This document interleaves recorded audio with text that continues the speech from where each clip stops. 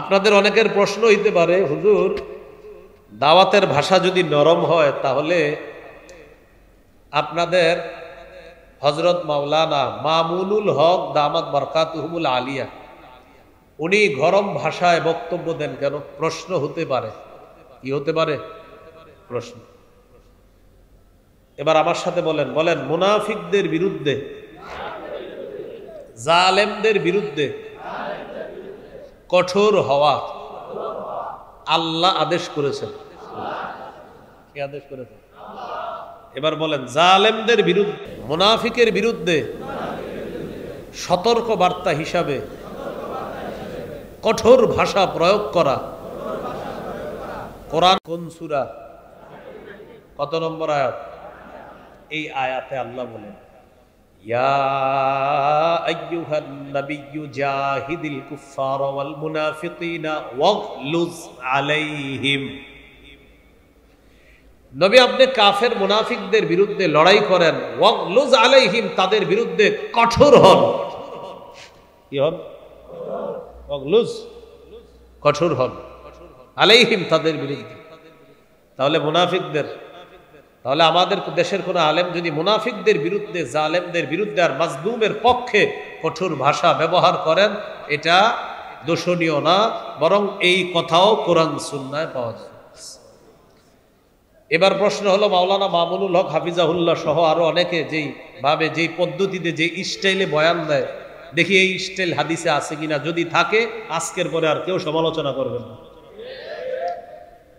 ইবনে মাজাহ হাদিসের কিতাব ৪৫ নম্বর হাদিস, কানা রাসূলুল্লাহ সাল্লাল্লাহু আলাইহি ওয়াসাল্লাম ইদা খাতাবা, নবীজি যখন ভাষণ দিতেন, বলেন কি দিতেন? ইহমাররাত আইনা, নবীর চোখ লাল হয়ে যেত। চোখ কি হইতো? লাল হইতো কেন?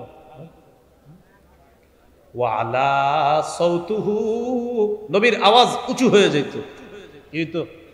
তাহলে মিলান, চোখ, আওয়াজ, ওয়াশতাদ্দা গদাবুহু, প্রচুর রাগ হয়ে যাইতেন। কি হইতেন? তাহলে এবার মিলান পুরাটা। এখন আমাদের দেশে বিশকুর ইবনে শেখুল হাদিস তিনি যখন বক্তব্য দেন, দেখেন একটা কথা হলো, আপনি ওনারা দেখতে পারেন না, এটা এক বিষয়। দেখতে পারেন না বলে ওনার কোনো কাজ যদি সুন্নাহ মোতাবেক হয়, সেই কাজের বিরোধিতা আপনি করতে পারেন না। আসল কথা হলো কি জানে, আমাদের দেশে একটা নিয়ম হলো, আমি যারা দেখতে পারবো না, হ্যাঁ যদি সুবহানাল্লাহ পড়ে তাও বলবো, আপনি সিনটা এত জোরে বললেন কেন? আপনি বায়ের মধ্যে একটু এরকম হওয়া উচিত ছিল, হায়ের মধ্যে আপনি টানটা মনে হয় একটু মাঝারি দিয়ে ফেলছেন, মানে দেখতে পারি না তো এই জন্য আমি কিছু একটা বাইর করতে হবে। তো এটা তো ঠিক না। আসলে এটা কি ঠিক না? এটা ঠিক না। ওই হুজুর বললেন যে অনেকে আপনারা দাড়ি রাখেন না, কিন্তু এটা বুঝেন যে না, দাড়ি রাখা আসলে জরুরি, কিন্তু রাখি না, আমি ইনশাল্লাহ রাখবো, বা আমি দাড়ির বিরুদ্ধে না। কিন্তু কি বললেন, যদি এরকম হয় যে আপনি দাড়ির সমালোচনা করেন, দাড়ি নিয়ে কটূক্তি করেন, তা আপনি ইসলাম থেকে বের হয়ে যাবেন। তাহলে অনেক ভাই আছে আমাদের, যে ভাইয়ারা দাড়ি রাখতেছে না, ইনশাল্লাহ আমরা আশাবাদী রাখবে, কিন্তু তারা দাড়ির বিরুদ্ধে না। কিসের বিরুদ্ধে না? দাড়ির বিরুদ্ধে না। তাহলে নবীজি যখন ভাষণ দিতেন, চোখ লাল হয়ে যেত, আওয়াজ উঁচু হয়ে যেত, রাগ হইতেন প্রচন্ড।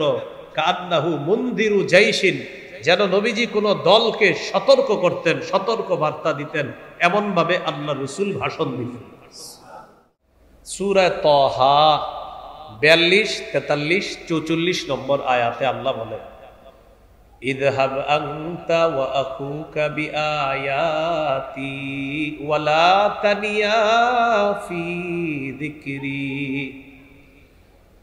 মুসা নবীকে আল্লাহ বলেন, আপনি এবং আপনার ভাই আমার আয়াতগুলা নিয়ে যান, ওয়া লা তানিয়া ফি যিকরি, আমার নিদর্শন নিয়ে আপনারা যান, আমাকে স্মরণ করার ক্ষেত্রে অলসতা করবেন না।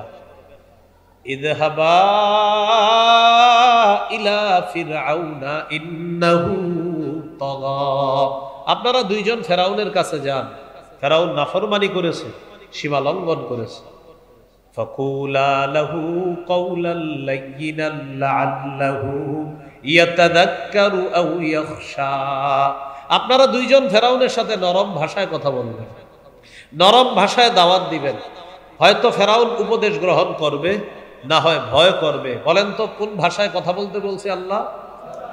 তাহলে দাওয়াতের 2 নম্বর পদ্ধতি নরম ভাষায় দাওয়াত দেওয়া। 3 নম্বর কথা বলেন কর্কশ ভাষী না হওয়া। বলেন সবাই বলেন কি ভাষী না হওয়া? কর্কশ ভাষী না হওয়া। এখন মনে করেন আমি দাওয়াতের কাজ করতে গিয়ে বললাম, ওলামায়ে কেরাম যদি আমাদের কথা সোজাভাবে মানে ভালো কথা, না মানলে কেমনে মানান যায় আমরা জানি। এটা কি কোনো কথা হইল? মনে করেন কেউ বলল যে আমরা তাদেরকে বলেছি, তারা যদি মানে ভালো কথা, না মানলে কিভাবে মানাবো এই নিয়ম আমগো জানা আছে। তো এটা কি সুন্দর দাওয়াতের ভাষা হলো? এটা দাওয়াতের ভাষা না। কর্কশ ভাষী না হওয়া, কঠিন হৃদয়ের অধিকারী না হওয়া। সূরা আলী ইমরানের 159 নম্বর আয়াতে আল্লাহ বলেন, ওয়ালাউ কুনতা ফাজ্জান গালিজাল কলবি লান ফাদ্দু মিন হাওলিক। নবী আপনি যদি কর্কশ ভাষী হতেন আর কঠিন হৃদয়ের অধিকারী হতেন, লান ফাদ্দু মিন হাওলিক, সাহাবীগণ আপনার আশেপাশ থেকে সবাই চলে যাইত যদি আপনি কর্কশ ভাষী হতেন আর কঠিন হৃদয়ের অধিকারী হতেন।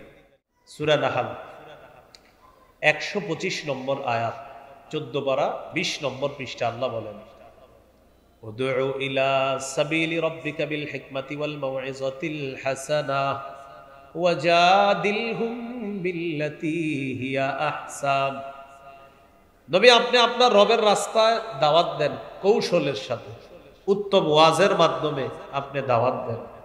ওয়াজাদিলহুম বিল্লাতী হিয়া আহসান, আপনি বাতিলদের সাথে উত্তম পন্থায় মোকাবেলা করেন। তাহলে কৌশলে দাওয়াত দেওয়া। বলেন কিভাবে দাওয়াত দেওয়া? নরম ভাষায় দাওয়াত দেওয়া। নরম ভাষায়, ভাই আসেন আসেন নামাজে আসেন। এই মিয়া তো বেডের করবেন না জানতো, তা আবার বলেন ভাই আসেন না, 10 মিনিট পরে আসেন, যান 10 মিনিট পরে আবার যাবেন, ভাই চলেন, এখন ব্যস্ত আছি 1 ঘন্টা পরে আসেন, 1 ঘন্টা পরে গিয়ে বলবেন ভাই পায়ে পড়ি, চলেন না নামাজ। এইভাবে নরম ভাষায় দাওয়াত দিতে হবে। আর ঘটনাচক্রে যদি আপনার দাওয়াতে ওই লোকটা নামাজি হয়েই যায়, এটাই আপনার নাজাতের জন্য যথেষ্ট। নরম ভাষায় দাওয়াত দেওয়া। দাওয়াতের পদ্ধতি 1 কৌশলে দাওয়াত দেওয়া, 2 নরম ভাষায় দাওয়াত দেওয়া, 3 কর্কশ ভাষী না হওয়া। এখানে আবার শিখছি প্রয়োজনে মুনাফিকদের বিরুদ্ধে, জালেমদের বিরুদ্ধে কঠোর ভাষা প্রয়োগ করার সুযোগ আছে, এটা নিয়ম আছে। আল্লাহ কথাগুলো মনে রাখার তৌফিক দান করেন।